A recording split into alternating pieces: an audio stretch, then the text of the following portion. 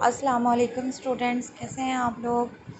आज हमारा third chapter का 10 लेक्चर है, जिसके अंदर हमने डिस्कस करना था components of physical database design. Components of physical database design, पीछे हमने पढ़ा था कि डेटाबेस डिज़ाइन के दो मेन पार्ट्स होते हैं। कौन कौन से? एक हमने पढ़ा था कि कंसेप्चुअल या लॉजिकल डेटाबेस डिज़ाइन होता है, और एक हमने पढ़ा था कि फ़िज़िकल डेटाबेस डिज़ाइन होता है। फ़िज़िकल डेटाबेस डिज़ाइन के बारे में हम रीड कर चुके हैं, लेक्चर नंबर 9 में डिस्कस कर चुके हैं। कंसेप्चुअल के बारे में भी हम इसके बारे में भी डिस्कस कर सकते हैं। आज हमारा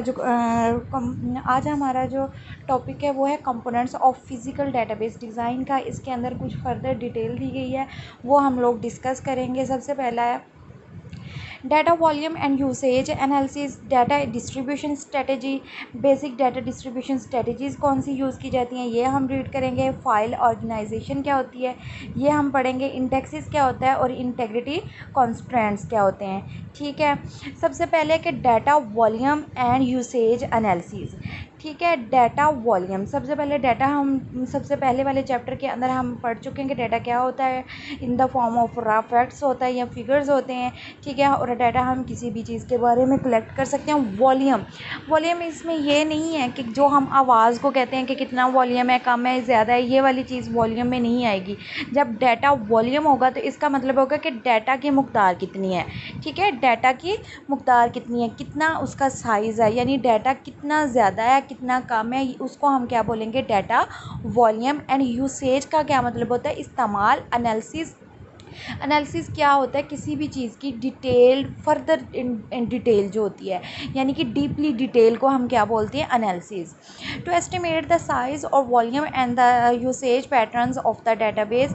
एस्टिमेट, सबसे पहली वाली लाइन देखें, टू एस्टिमेट द साइज और वॉल्यूम। अब समझ आ गई, वॉल्यूम आवाज़ वाला नहीं है, क्या है, साइज़, यानी उसकी मकदार कितनी है। And the usage patterns of the database.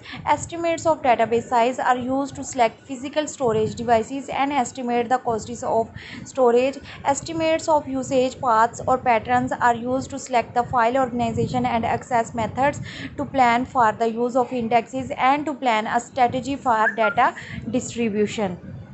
ठीक है, उसके अंदर हम प्लान कर लेते हैं। जब जितना हमारे पास ज़्यादा डाटा होगा उतना हम उसके अकॉर्डिंग हम काम कर सकते हैं, वर्किंग कर सकते हैं। उसके अकॉर्डिंग हम लोग प्लान कर सकते हैं कि हम कितने अच्छे से काम कर सकते हैं, या क्या क्या चीज़ की कमी है हमारे अंदर। यानी कि पहले हम डाटा कलेक्ट करते हैं, देन हम कोई चीज़ प्रोड्यूस करते हैं। आगे data distribution strategy. Many organisations today have distributed computing network. For this organisation a significant problem in physical database design is deciding at which nodes or site in the network to physically locate the data। अब समझ आई कि data distribution strategy के अंदर हम क्या देखते हैं कि many organisation today have distributed computing network. Distributed computing network का क्या मतलब होता है कि डिफरेंट ब्रांचेस बना दी गई हैं, कि यहाँ पे जैज़ का नेटवर्क चल रहा है, यहाँ पे टेलीनॉर का नेटवर्क चल रहा है, यहाँ पे ये पूरे वर्ल्ड में चल रहा है, टेलीनॉर का वर्ल्ड जो नेटवर्क है वो चल रहा है। यही चीज़ ये बताई गई है। For this organisation a significant problem in physical database design is deciding at which nodes in the network to physically locate the data, कि कहाँ पे क्या चीज़ या किस जगह पे जो भी चीज़ लोकेट कर रहे हैं या जो भी चीज़ प्रोड्यूस कर रही हैं, क्या वो सक्सेसफुल हो सकती है, क्या लोग उसकी मार्केट वैल्यू जो है वो बढ़ सकती है, क्या लोग उसको पसंद करेंगे कि नहीं करेंगे। जो भी चीज़ या जो भी सॉफ्टवेयर हम यूज़ करें, या जैसे कॉलेज के अंदर है, अगर हमारा पूरे का पूरा सिस्टम जो है वो ऑनलाइन हो जाए, आपकी अटेंडेंस ऑनलाइन हो जाए, आपको कॉलेज आना ना पड़े, तो कुछ स्टूडेंट्स जो हैं वो तो सेटिस्फाइड होंगे, लेकिन कुछ स्टूडेंट्स जो हैं वो सेटिस्फाइड नहीं होंगे। कुछ स्टूडेंट ये कहेंगे कि हाँ जी ठीक है, घर में बैठेंगे, आराम से रीडिंग करेंगे, आराम से पढ़ेंगे, जब दिल चाहेगा हम लेक्चर सुन लेंगे, दिन में रात में, ये हमें मसला नहीं है कि हमने कॉलेज आना है, ये हमें प्रॉब्लम्स क्रिएट नहीं होंगी। लेकिन कुछ स्टूडेंट्स ऐसे होते हैं कि जिनको फेस टू फेस जो भी चीज़ समझाई जाती है, जो पढ़ाई जाती है, वो समझ आती है। तो इस तरह कुछ जो स्टूडेंट्स हैं वो उसके ऑनलाइन क्लासेस के हक़ में होंगे। कुछ स्टूडेंट्स कहेंगे है कि बस समझ आती नहीं है, पता नहीं क्या क्या कहाँ कहाँ से क्या क्या टीचर पढ़ा देती हैं, कुछ समझ नहीं आती है। अगर कोई क्वेश्चनिंग होती है तो हम उसका उसी टाइम हमारे पास आंसर नहीं मिल पाता, हम टीचर से फ़ेस टू फेस जो है वो जो है वो डिस्कशन नहीं कर सकते, फ़ेस टू फेस हमारी डिस्कशन नहीं हो सकती। ये सारे के सारे प्रॉब्लम्स हो सकते हैं। मैं बेसिक आगे डाटा डिस्ट्रीब्यूशन स्ट्रेटजीज़ है कौन कौन सी है, सेंट्रलाइज्ड है, पार्टीशन की जा सकती है, रेप्लिकेटेड किए जा सकते हैं एंड हाइब्रिड किए जाते हैं। मोस्ट इंपॉर्टेंट ये जो कंपोनेंट वाला टॉपिक है ये हम लोगों के लिए मोस्ट इंपॉर्टेंट ट्रेन है। इसके अंदर सबसे पहले है सेंट्रलाइज के अंदर क्या होता है कि all data are located at a single site, कि जो सारा डाटा है वो कहाँ पे होता है, एक तरफ जो है वो लोकेटेड होता है। It is fairly easy to do but it has at least 3 disadvantages. ये बहुत ईजी होता है, जैसे कि मैं लेक्चर दे देती हूँ, ये मेरे लिए बहुत ईजी है क्योंकि मेरे आगे से कोई क्वेश्चनिंग नहीं करता, मैं डिस्टर्ब नहीं होती, मैं फ़ौरन पढ़ाती जाती हूँ, आपको समझ आती है। तो अगर आपको समझ नहीं आ रही है तो आप बार बार उसको रिपीट में सुन लेते हैं। इसके डिसएडवांटेजेस कौन सी है, data are not readily accessible at remote sites, data communication costs में भी हाई होती हैं, the database system fails totally when the central system fails. इसके डिसएडवांटेजेस क्या हैं कि data not readily accessible at remote sites, के बाद दफ़ा ऐसा होता है कि हमें जो सामने से साफ जैसे हम अगर ये मेरा पेज का है तो आपको सही से नज़र ना आ रहा होगा, तो ये भी डिसएडवांटेजेस है। अगर आपको कम्युनिकेशन में यानी मेरी आवाज़ की समझ नहीं आ रही, इसके अंदर प्रॉब्लम क्रिएट हो रही है, मेरी आवाज़ क्लियरली आपको सुन नहीं पा रहे, तो ये भी एक डिसएडवांटेज हो सकता है। इसी तरह अगर डेटाबेस जो है यानी कि आपके सारे लेक्चर्स हैं या आपका सिस्टम जो है यानी जिस पे आप मोबाइल पे सुन रहे हैं, लेक्चर सुन रहे हैं, वो सारा का सारा सिस्टम फेल हो जाता है, ब्रेक हो जाता है, तो उस ये भी प्रॉब्लम क्रिएट हो सकती है। फिर आपको न्यू सेट लेना पड़ेगा, फिर आपको जीमेल बनानी पड़ेगी, ये सारे प्रॉब्लम्स जो हैं वो क्रिएट हो सकते हैं। डिसएडवांटेज पार्टीशन का मतलब क्या होता है कि टुकड़ों में डिवाइड कर देना, इन स्टेप्स में डिवाइड कर देना, पार्ट्स में डिवीजन कर देना। The database is divided into partitions for fragments भी सेम यही होता है, पार्ट्स में डिवीजन को कहते हैं। Each partition is assign to a particular site. Major advantage of this is that data is moved closer to local users and so is more accessible होते हैं। क्या कहते हैं कि इसके अंदर क्या होता है, जब डाटा डिस्ट्रीब्यूशन होती है तो इस सबसे ज़्यादा ईजीएस्ट क्या होता है कि हमें क्लोजर जो लोकल स्टूडेंट्स होते हैं, यानी लोकल स्टूडेंट जैसे आप लोगों आपको कॉलेज आने में जो लोकल स्टूडेंट यानी खैरपुर के रहने के वाले स्टूडेंट्स हैं या सिटी के अंदर के रहने वाले स्टूडेंट्स होते हैं, उनको ईजी होता है कॉलेज आना जाना, स्कूल आना जाना, और अपनी रूटीन अपनी स्टडी रूटीन जो है वो सारी की सारी सेटअप करना बहुत ज़्यादा इजीली होती है। इजीली वो सारा कुछ कर सकते हैं, जो ज़्यादा से ज़्यादा स्टडी से रिलेटेड वो मटेरियल इकट्ठा कर सकते हैं, टीचर से ज़्यादा क्लोज़र हो सकते हैं, उनके लिए उनके थ्रू टीचर्स के लिए भी टीचर्स को भी सहूलत होती है, फैसिलिटी होती है कि वो इजीली लोकल स्टूडेंट्स को डाटा जो है वो पहुंचा सकते हैं।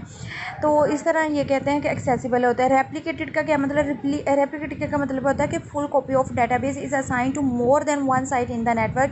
This approach maximizes local access but creates update problems since each database change must be reliably processed and synchronized होती है at all of the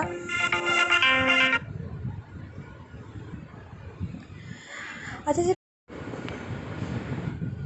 replicated के बारे में हम लोग पढ़ रहे हैं कि full copy of database is assign to more than one site in the network. This approach maximize क्या करती है, local access but creates update problems since each database change must be reliably processed and synchronized at all of the sites. क्या हर जगह पे हमें available होती है, यानी नेटवर्क अगर लगाया जाता है, नेटवर्क क्या होता है, जब दो या दो से ज़्यादा कंप्यूटर आपस में मिलते हैं तो क्या बनता है, नेटवर्क बनता है।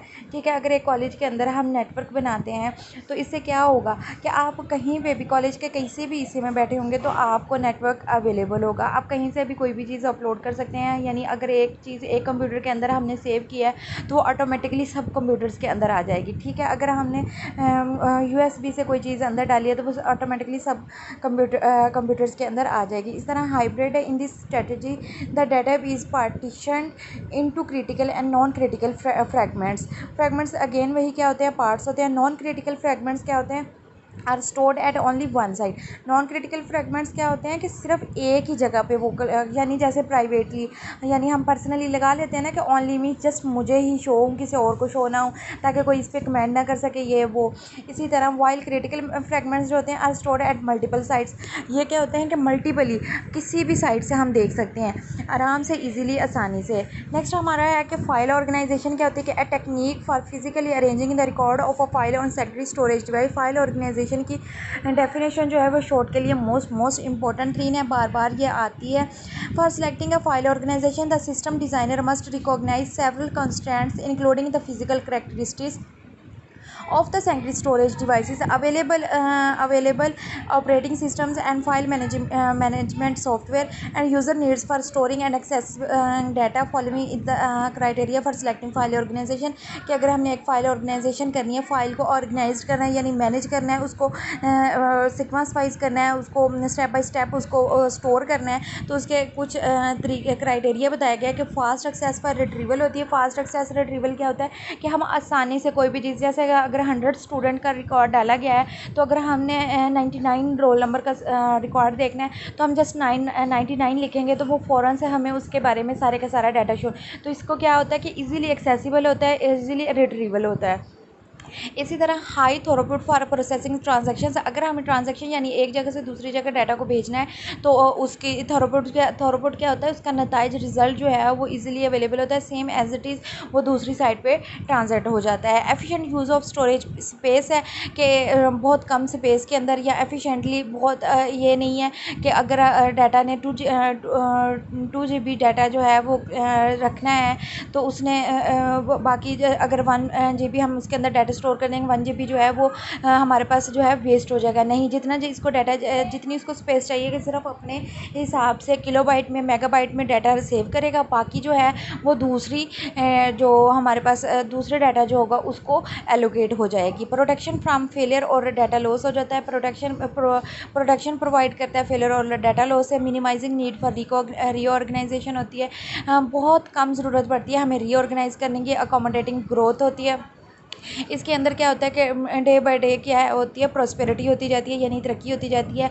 इससे हमें फ़ायदा मिलता है, यानी हम गेन लॉस नहीं होता है, हमें फ़ायदा होता है। Security from unauthorize use, password क्योंकि इसके अंदर जनरेट किया जाता है, तो पासवर्ड से क्या हो जाता है कि हम अनऑथराइज यानी जो अननोन लोग होते हैं वो हमारे डाटा को एक्सेस नहीं कर सकते।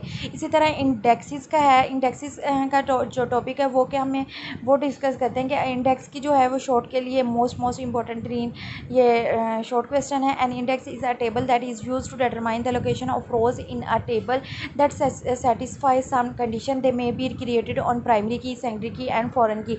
इसका टॉपिक हम लोग रीड कर चुके हैं, उसके अंदर हम इंडेक्सेस भी पढ़े थे, और इंडेक्सेस का टॉपिक हम पीछे से भी पढ़ के आए थे, जिसके अंदर हमने सिक्वेंशियल फाइल ऑर्गेनाइजेशन पढ़ी थी और इंडेक्सेस फाइल ऑर्गेनाइजेशन पढ़ी थी, जिसके अंदर वो दोनों रैंडम और डायरेक्ट इन सिक्वेंशियल और रैंडम दोनों की जो करैक्टरिस्टिक्स है उनको उनसे मिलके क्या बनता है, इंडेक्स वाला। इंटेग्रिटी कॉन्स्टेंट्स क्या होते हैं, रूल्स एंड रेगुलेशंस होते हैं। इंटेग्रिटी कॉन्स्टेंट्स क्या हैं, database integrity refers to the correctness and consistency of data. It is another form of database protection while it is related to security and precision. It has some broader implications. Security involves protecting the data from unauthorized operations, while integrity is concerned with the quality of data itself. Integrity is usually expressed in terms of certain constraints, which are the consistency rules that the table is not permitted to violate. A few of them are discussed in chapter number 4. Integrity constraints क्या होते हैं कि कुछ rules और regulations बताए जाते हैं जो कि हमारे correctness consistency को ऑफ डाटा को रखे जाते हैं। जैसे कॉन्स्टेंट्स रूल्स एंड रेगुलेशन कौन से होंगे, यानी कि रोल नंबर है तो वो किस में होगा, न्यूमेरिकल फॉर्म में होगा। अगर हमारा नेम है तो वो किस फॉर्म में होगा, करैक्टर फॉर्म में होगा। वो कितनी बाइट्स, करैक्टर फॉर्म के लिए कितनी बाइट्स कैरी की जाती है, 1 बाइट कैरी की जाती है। और इंटीजर जो है न्यूमेरिकल फॉर्म के लिए इंट जो होता है वो 2 बाइट्स कैरी करता है। अगर हमारा फ्लोटिंग पॉइंट में यानी हम एवरेज मार्क्स जो है वो कैलकुलेट करना चाह रहे हैं तो वो हमेशा फ्लोटिंग पॉइंट में होता है। फ्लोट के लिए हमारे कितने बाइट्स कैरी करता है, 4 बाइट्स कैरी करता है। ये इस तरह इंटेग्रिटी कॉन्स्टेंट्स हैं जो कि हमारे डाटा को रिलायबल बनाते हैं। इससे हमारे लिए इससे क्या होता है कि गलती के चांसेस बहुत कम हो जाते हैं। नेक्स्ट हमारा टॉपिक है इम्प्लीमेंटेशन का। इम्प्लीमेंटेशन क्या होता है? In database implementation phase the builder और द डेटाबेस एडमिनिस्ट्रेटर जो होता है normally requires a server computer which will be linked with hundreds and thousands of computer users who would want to share and interact with the server. For this purpose, the DBA database administrator might need the services of network administrators to contact the user with the server.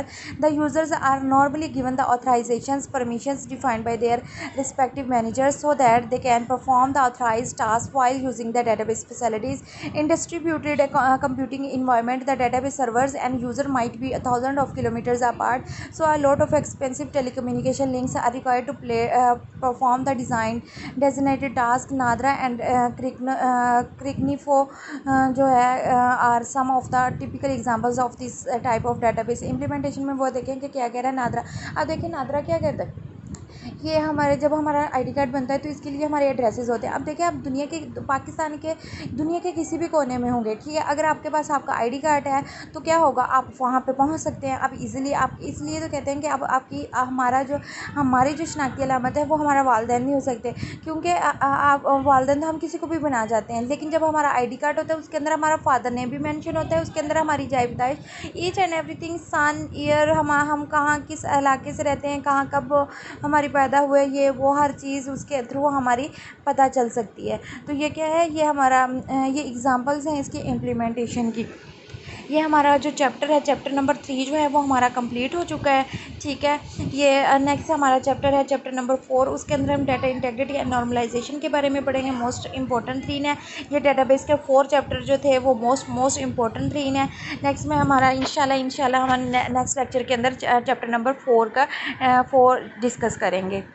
Okay जी, अल्लाह हाफिज़।